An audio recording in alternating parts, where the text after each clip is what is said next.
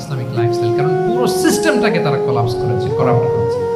Food habit, lifestyle, sleeping style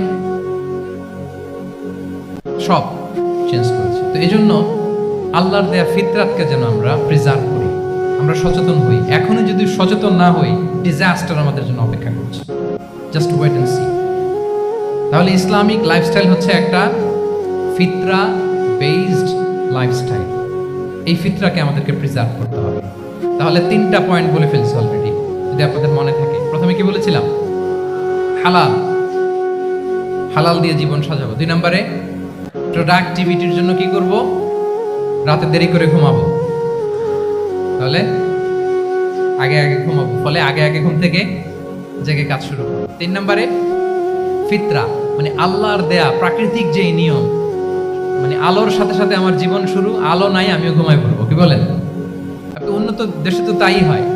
জাপানে আমি কয়েকবার গিয়েছি, আগে আগে ঘুমায় পড়ে। ইভেন আমেরিকাতে আমি কয়েকবার গিয়েছি, অনেক অনেক শহরে 8টার পরে সুপার শপ বন্ধ, 8টার পরে ঘুম এরা। আমরা হাঁটছি কোন দিকে? আমরা একটু নিজেদেরকে প্রশ্ন করি। তাহলে 3 নাম্বার হচ্ছে ফিতরা বেসড যে লাইফস্টাইল, এটার দিকে আমাদেরকে ফিরে আসতে হবে। 4 নাম্বার হচ্ছে মডেস্টি, শালীনতা। One of the core values of Islamic lifestyle. এই শালীনতা আমরা হারাতে বসেছি।